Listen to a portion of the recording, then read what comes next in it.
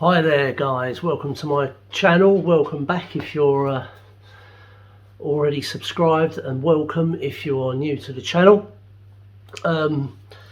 Today has been an interesting day. It's actually a midweek day. I didn't release a video last weekend due to personal commitments. Couldn't get around to it, unfortunately. So I come home from work today and I've been working over the last few days. I've been working on a comparison video for Pink Floyd, and as you've seen from the thumbnail, the record in question is Wish You Were Here. Right, so I'll say from the get-go, the three versions I have here are the recent Grundman remaster, the 1980 Japanese half-speed master, which is all analog but it's half-speed, and unfortunately I haven't got a first pressing, but it's close to it. This is a second pressing, which is an A6B13 pressing from 1976. This isn't actually mine, this is my son's. He got it from a record stall in Cambridge Market a few years back. Sounds really good actually. It's in extremely good condition for the year. I'd say it's a VG Plus on both the jacket and the vinyl. So I'm doing this shootout against a second pressing. I haven't got a first pressing. Maybe I will review this or revisit it if I ever get my hands on a first pressing. Reason I'm doing this is for a couple of reasons. One, I have got a few different pressings to compare, and two, I've had a few comments and emails regarding the Japanese half-speed master. People have been asking what it sounds like. So I thought I'd kill two birds with one stone, and I'll be able to tell you exactly what this sounds like in comparison with the other two. And I'm going to do in this video, to kick off with it, I'm going to do in this video what I've not done before with this record. I'm going to take it out the plastic and show you all of the goodies that you get with this, if you're lucky enough to get one that is in as good a condition as this. Right, so this copy I got from a person in Canada, sorry. It's still in the shrink. It's still in the shrink, both front, obviously, and back. The OB is immaculate. It has never been out of the shrink wrap. There's the record.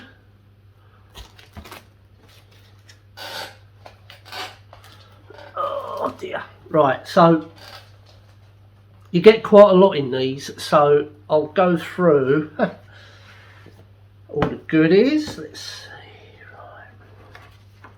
Right. Oh god. Jeez, you get a lot in this. And right, so first of all, one of the things that you get, obviously it's all in Japanese, but you get a leaflet talking about the master sound process and how they do it. If you can read Japanese, fair play to you. And there's the kit that they used. So yeah, the master sound leaflet. With this, you're lucky you get a poster with this, and this is only the second time I've opened this poster.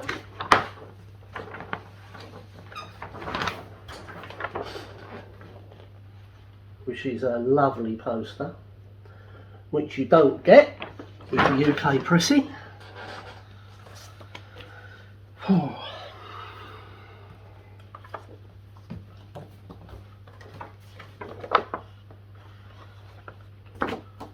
There's the inner sleeve.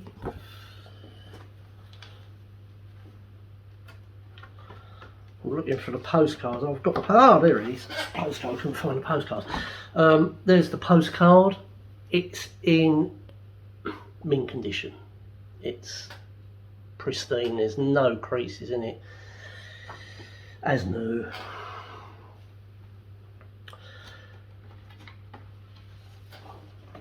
This is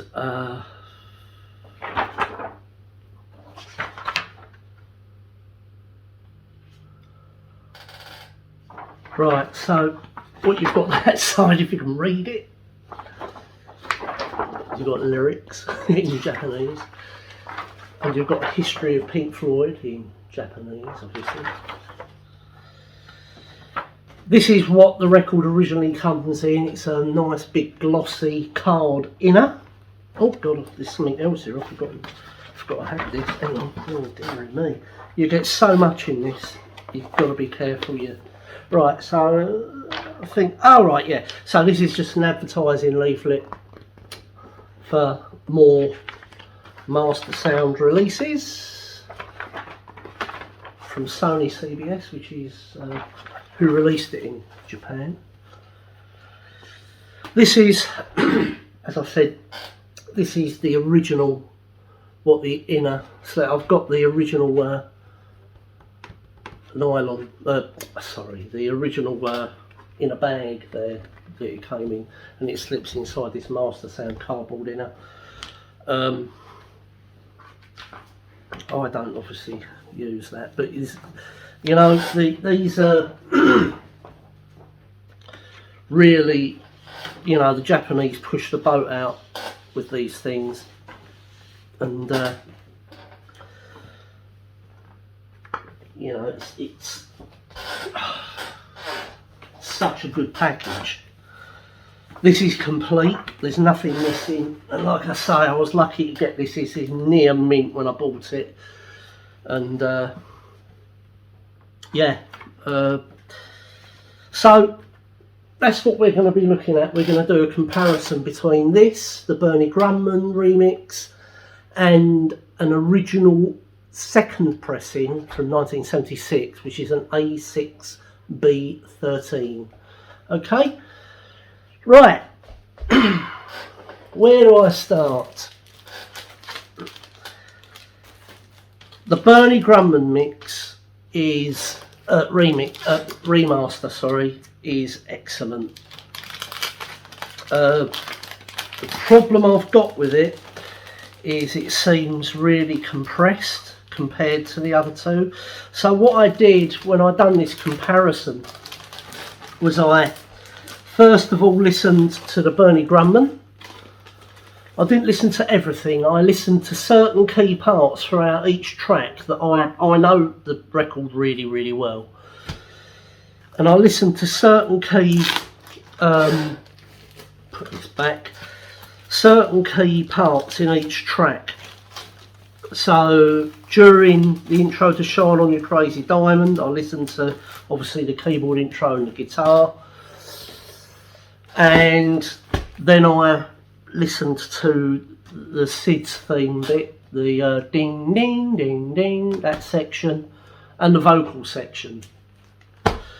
I then went on to Welcome to the Machine. I listened to the intro to that, listened to the acoustic guitar coming in on that, and the vocal section. I listened to a good couple of minutes of that, and then I've done the same with Have a Cigar, Wish You Were Here, and Shine On parts 6 to 9, sorry. So my verdict, right, so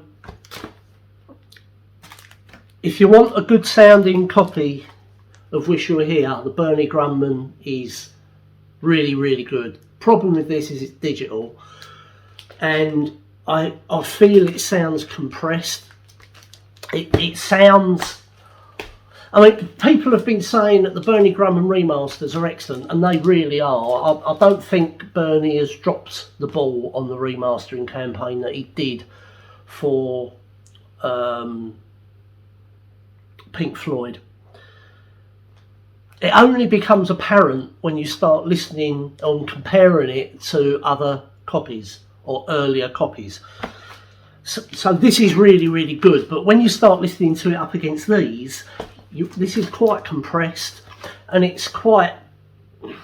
If that's a soundstage, the Bernie Grundman is there, right? It's quite woolly sounding compared to the other two. It sounds really good. It's really clean vinyl.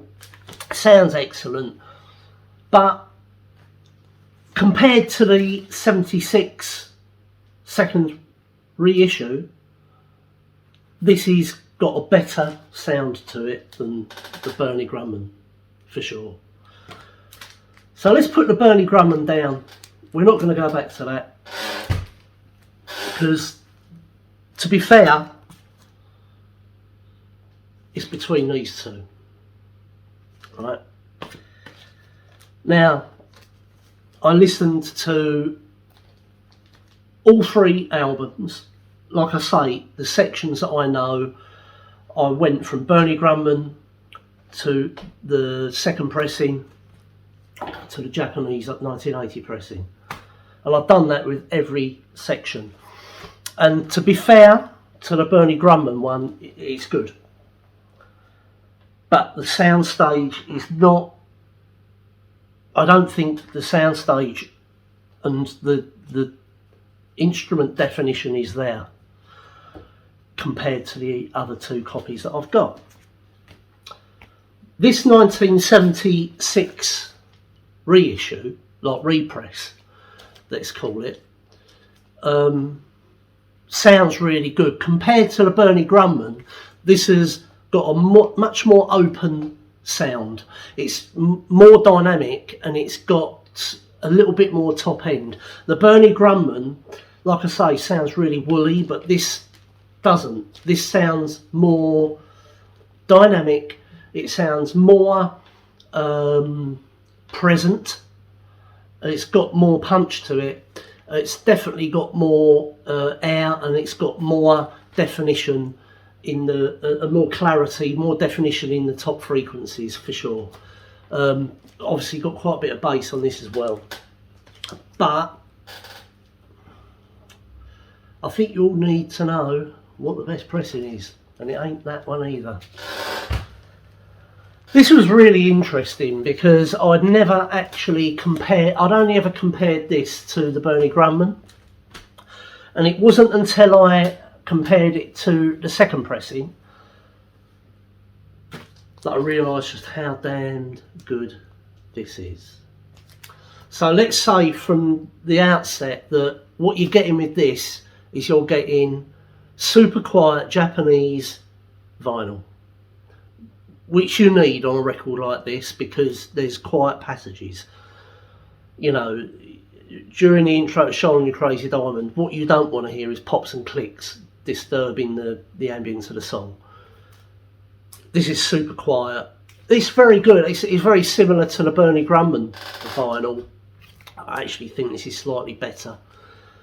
But the soundstage on this, if that's Bernie Grundman, that's the 76,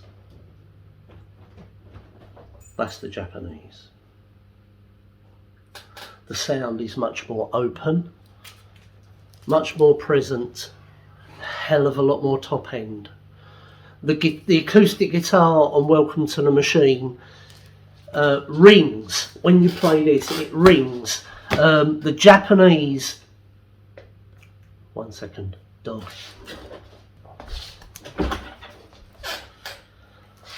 This Japanese pressing is by far, out of the three copies that I've got, the best I've heard Wish You Were Here. Like I say, when I first got this, I'm not ashamed to say I paid three figures for this. It's sort of north of 150 quid I paid for this. It raised a few eyebrows. But I'll tell you what, right, when you look at the whole package, if you get a good copy of this in good nick, with all of the bells and whistles and all the inserts, the poster, the postcard, all of the extras. This is the go-to copy. This is probably the closest you're going to get to an audiophile pressing of Wish You Were Here. It absolutely walks all over the Bernie Grundman remaster. The 76 and the Bernie Grundman are very similar. And I think when Bernie remastered Wish You Were Here, he was probably listening to an early pressing as a reference, and he managed to get that in the remaster, which makes sense, I guess. But seriously, it's like night and day. This is almost as different as the original Animals and the new remix. It's that different. This you can hear stuff in this that you can't hear in the Grundman or the 76. It's, you know, without shadow of a doubt, I think this is worth paying the money for. If you've got the money, if you're flush with money and you want to get yourself the best pressing of Wish You Were Here by Pink Floyd, this is the one. The 1980 Japanese half-speed master, all analog. This is seriously good. I don't think you'll get anything better than this until maybe someone comes up and does a 45 RPM, or they remaster it, they remaster it again at half speed, maybe on audio, you know, maybe Analog Productions or someone like that will do it. But I'm beginning to find that some of these digital remasters, they're not that good. You know, I've got a few digital remasters, and, you know, certainly the Pink Floyd ones that I've got, they sound really good, but when I've compared them to the remasters, the Grundman remasters, now Bernie's done a great job. I've said it before in the Final Cut Shootout. Bernie Grundman's done a great job of polishing up these albums. You know, if anyone can do a good job on digital, Bernie Grundman can. The problem I've got is, you know, is it snake oil? No, I don't think it is. I think it's because the master tapes were newer back then, which is why they sound so bloody good. And now we're dealing with transfers from analog to digital, and we're introducing things like compression and other studio trickery to try and improve the sound of these vintage tapes. And I just don't think it's working as well as they think it is, you know. But yeah, so basically, you know, in order of what's best, what's worst, the best, the Grundman is really good. But if you want to go one better, probably get an original first pressing or a second pressing. It's just as good. If you want the best, get the Japanese 1980 half-speed master. It's absolutely flawless. The sound stage is huge. The depth of sound is brilliant. David Gilmour's guitar at the beginning of Shine On parts 1 to 5, the intro guitar, on this it fills the room. On the other two pressings it seems to lay back in the mix more. It doesn't sound as present as it does on this. So yeah, I hope you like the video. I've been looking at doing a Pink Floyd shootout like this. I've had a few questions about this copy of Wish You Were Here. You know, they are highly collectible, and I thought, you know, I'll do it and see. Like I say, if I am lucky enough to get a first pressing, an A1B2 first pressing, I'll revisit this shootout video, and I'll do a comparison between an original first pressing and this and see what one comes out on top. think I know what one it's going to be. But yeah, for the moment, Japanese half-speed master is the way to go. With that said, click like and subscribe, hit the subscribe button, etc. You know, do all the usual stuff. It's great to get your comments down below, and I've got a vinyl finds video coming up this weekend. I'm on strict orders not to buy too many records because it's getting near Christmas and I suspect I'm going to be getting some for Christmas. So I'm on strict orders not to get any record, or not too many records. So I wanted to buy the Revolver box set, the Beatles Revolver box set. Haven't bought that because I suspect I might be getting it for Christmas, but we'll see. If not, I'll get it in the new year anyway, and I'll do an unboxing of it, etc. Everyone else has done one, so I might as well do one as well. But anyway, thanks for your time. See you in the next one. Cheers. Bye-bye.